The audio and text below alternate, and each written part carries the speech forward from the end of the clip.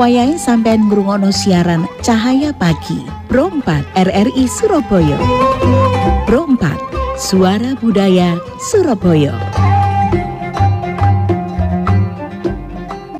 Assalamualaikum warahmatullahi wabarakatuh. Waalaikumsalam warahmatullahi wabarakatuh. Bismillahirrahmanirrahim. Alhamdulillahirabbil alamin. Wassalatu wassalamu ala asrafil anbiya'i wal mursalin sayyidina wa maulana Muhammadin wa ala alihi wa sahbihi ajmain. Asyhadu an la ilaha illallah wahdahu la syarikalah wa asyhadu anna Muhammadan abduhu wa rasuluhu la nabiyya ba'da. Allahumma salli wa sallim wa barik ala sayyidina Muhammad. Allahumma salli ala nuril anwar wa siril asrar wa triyatil aghyar wa mitahi babil yasar sayyidina Muhammadin al-muhtar wa alihi al-adhar wa ashabil akhyar adada na'amillahi wa ibdali. Qala Allah Ta'ala fi Qur'anil azim. Bismillahirrahmanirrahim. Iqra' bismi rabbikal ladzi khalaq, khalaqal insana min 'alaq. Iqra' wa rabbukal akram alladzi 'allama bil qalam, 'allamal insana ma lam ya'lam. Kalla innal insana ladza ar-ra'ahu istaghna. Ara'aita alladzi yanha 'abdan idza shalla. Ara'aita in kana 'alal huda aw amara bit taqwa. Ara'aita in kadzdzaba tawalla. Alam ya'lam bi anna Allah yara kalla la illam yantahi lanasfa'an bin nasiyah nasiyatin kadhibatin khadi'ah falyad'u nadiya fanad'u zabaniyah kalla la tuti' wahjud waqtarib. Wa qala Rasulullah sallallahu alaihi wasallam iqra'u Qur'an wa btaghu billahi wajdallahi ta'ala al-hadis au kama qala. Yang kami hormati Kepala Kantor Kementerian Agama Kota Surabaya, Kasih Dimas Cahaya Pagi Pro 4 RRI Surabaya, para pendengar Cak Daning yang berbahagia. Alhamdulillahirabbil alamin, pada pagi hari ini kita bisa bertemu lagi dengan tema Al-Quran Braille. Para pendengar Cak Daning yang berbahagia, mampu membaca, memahami, dan mengamalkan isi kandungan Al-Quran adalah merupakan suatu keharusan bagi setiap umat Islam. Karena Al-Quran adalah pedoman hidup umat Islam yang telah terjaga keutuhan isi kandungannya selama 14 abad. Dan agar mendapatkan kebahagiaan hidup baik di dunia maupun di akhirat. Tidak sedikit pun gugur keharusan tersebut terhadap seorang tunanetra muslim. Karena jika telah berikrar untuk meyakini bahwa tiada Tuhan selain Allah, dan Nabi Muhammad sallallahu alaihi wasallam adalah utusannya, maka mampu membaca, memahami, dan mengamalkan menjadi keharusan untuk semua umat Islam tanpa kecuali. Para pendengar Cak Daning yang berbahagia, bagi seorang tunanetra muslim mampu membaca Al-Quran secara langsung bukan menjadi suatu kesulitan saat ini, karena telah ada Al-Quran yang dapat dicetak di dalam huruf Braille, yaitu huruf yang sudah menjadi kesepakatan internasional, adalah alat bantu tunanetra dalam membaca kalimat-kalimat tertentu, khususnya yaitu huruf-huruf Al-Quran. Huruf Braille yang terdapat di dalam Al-Quran memiliki simbol-simbol yang berbeda dengan huruf Braille Latin. Karena huruf-huruf yang terdapat di dalam Al-Quran yang dapat juga disebut huruf hijaiyah, mulai dari alif, ba, ta, sampai ya, telah memiliki simbol sendiri sesuai kesepakatan para ulama tunanetra di dunia. Cak Daning yang berbahagia, ada sekitar 1,5% dari populasi penduduk sebagai penyandang tunanetra di Indonesia. Hampir sekitar 600.000 penduduk muslim Indonesia yang menyandang tunanetra. Tetapi itu tidak menjadi suatu masalah bagi tunanetra. Yang menjadi masalah tidak lain adalah keterbatasan guru ngaji Al-Quran Braille di Indonesia. Membuat banyak penyandang tunanetra tidak dapat membaca Al-Quran. Kemudian yang kedua, biaya yang mahal pun menjadi kendala untuk para tunanetra memiliki Al-Quran Braille. Jadi Quran Braille ini sangat mahal. Apalagi tunanetra yang tidak memiliki uang, yang diuji oleh Allah, tidak punya uang sama sekali. Maka di dalam Quran Braille ini juga menjadi suatu keputusan oleh Menteri Agama dalam rangka untuk mentafsir berdasarkan peraturan Menteri Agama nomor 3 tahun 2007 tentang organisasi dan tata kerja Lajnah Pentafsiran Mushaf Al-Quran. LPMA merupakan unit pelaksana teknis yang bertanggung jawab kepada Kepala Badan Litbang dan Tingkat Kementerian Agama, terutama yang berkaitan dengan penyelenggaraan pentafsiran, kajian, dan penerbitan Al-Quran, terutama yaitu Al-Quran Braille. Cak Daning yang berbahagia, kalau kita melihat daripada sejarah, fakta Al-Quran Braille sudah masuk ke Indonesia sekitar tahun 1950-an, jadi sudah lama sekali. Menjadi tunanetra tidak menjadikan seorang muslim melepas tanggung jawab dari kewajiban mempelajari, membaca, dengan mengamalkan Al-Quran.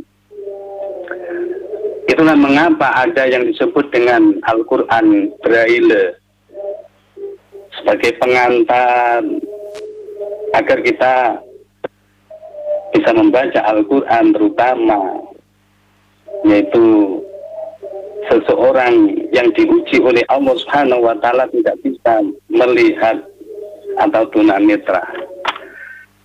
Pengertian Al-Quran Braille itu sendiri, kalau kita melihat daripada situs Lajnah Kementerian Agama RI, merupakan salah satu varian mushaf standar Indonesia yang ditulis menggunakan simbol huruf Braille untuk diperuntukkan kepada mereka para insan tunanetra. Namun belum semua penyandang tunanetra bisa membaca huruf Braille, khususnya Al-Quran Braille.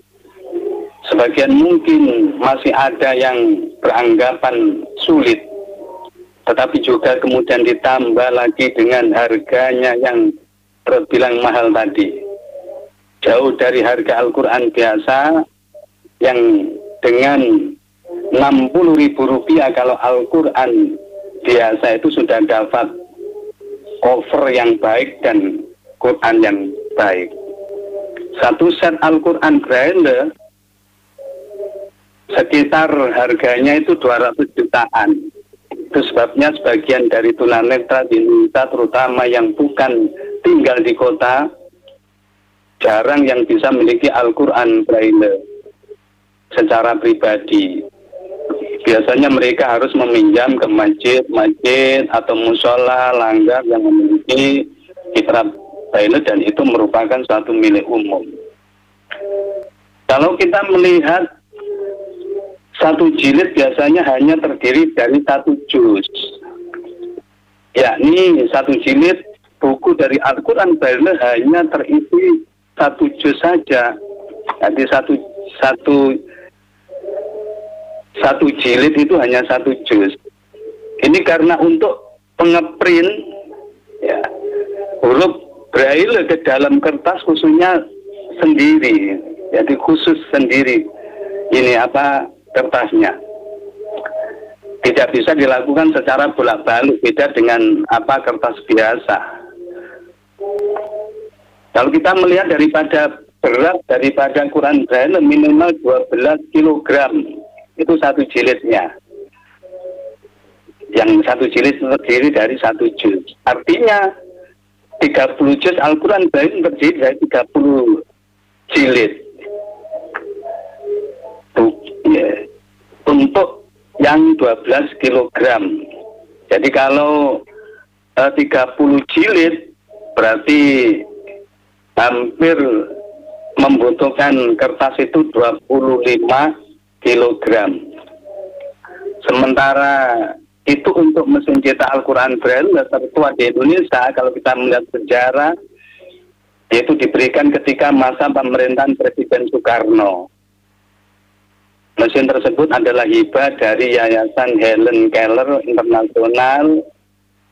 Di masa itu yayasan yang diinisiatori oleh tokoh difabel ternama Helen Keller tersebut memberikan 6 mesin cetak Al-Quran Braille hampir ke semua negara yang pada saya termasuk, yaitu Indonesia. Hebatnya Indonesia masih memiliki mesin cetak tersebut dalam keadaan baik yang sampai sekarang tersimpan di Yogyakarta, di Bandung. Cadaning yang berbahagia, masih banyak tunanetra muslim di Indonesia buta huruf Al-Quran Braille. Menurut data dari Ikatan Tunanetra Muslim Indonesia tahun 2018, jumlah populasi tunanetra di Indonesia ada sekitar 14%. Atau sama dengan 4.253.200 jiwa.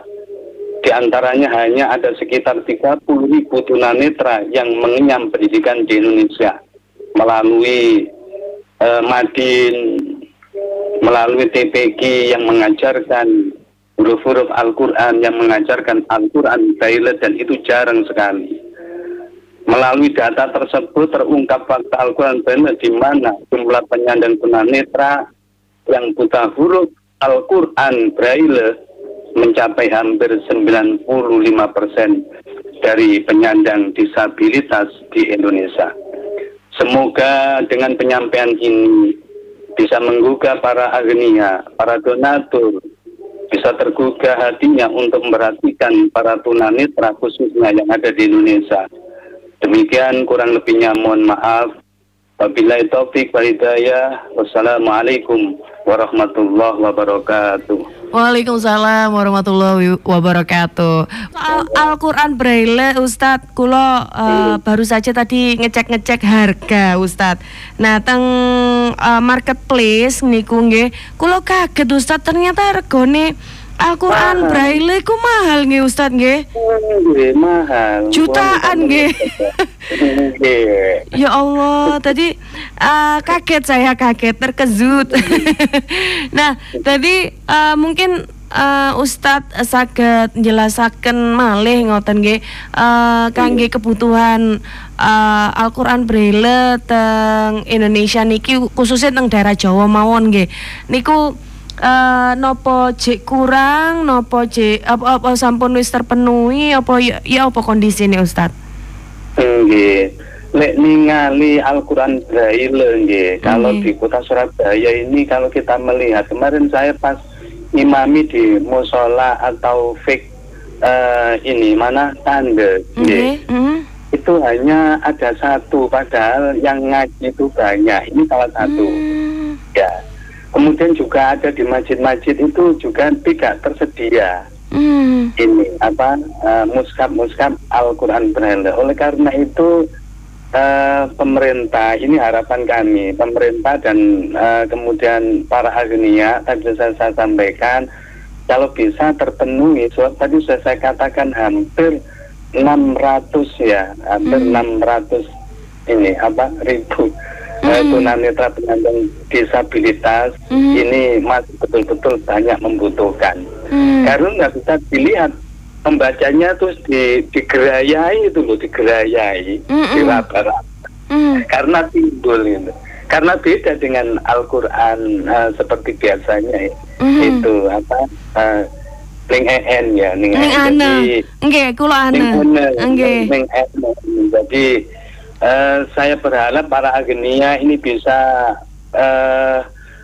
lebih baik nggih. Lebih baik karena masjid-masjid sekarang kan sudah bagus-bagus ini. Bagus-bagus. Nah, ini perlu ditingkatkan untuk peningkatan Al-Quran, karena Al-Quran ini sebagai suatu pedoman hidup. Lek wong Surabaya atau wong Indonesia khususnya yang ada di Surabaya, kalau sudah memahami Al-Quran, paham Al-Quran, bisa membaca Al-Quran, insya Allah hatinya itu tenang. Hatinya itu tenang gitu, keluarganya tenang, walaupun toh diuji bagaimanapun kondisi keberadaannya, rumah tangganya. Tapi kalau sudah betul-betul memahami Al-Quran yang ada di dalam hatinya, karena Al-Quran itu adalah merupakan suatu pedoman hidup, insya Allah tidak akan kekurangan apapun, walaupun toh diuji dalam bentuk apapun. Mereka akan bersyukur, bersabar, dan akan merasa bahwasanya hidup ini tidak lain adalah harus dijalani sesuai dengan alir yang mengalir, begitu. Ning ana nggih. Nggih ana. Nggih. Mboten napa-napa. Nah, mungkin niku masalah harga nggih mungkin ya jadi kendala, mungkin kurangnya para donatur sing apa ya istilahnya mendonasikan Al-Quran Braille niki. Napa niku juga jadi salah satu kendala, Ustadz? Betul, itu juga menjadi suatu kendala. Kalau kita melihat sekarang donatur-donatur di masjid itu kan hanya menyumbang bagaimana ornamen-ornamennya itu bagus, tapi tidak dilihat apa kebutuhan Al-Quran Braille ini hampir tidak ada, hampir mungkin ya kalau kita melihat hanya berapa persen saja yang masjid, kemudian musola yang memiliki Al-Quran Braille, terutama yang ada di Surabaya Barat ini. Saya melihat ya, karena saya juga pengurus masjid di Surabaya Barat, di Citraland, kemudian di Pakuwon ya. Itu kan agnia-agnianya kan kaya-kaya, itu rumahnya bagus-bagus.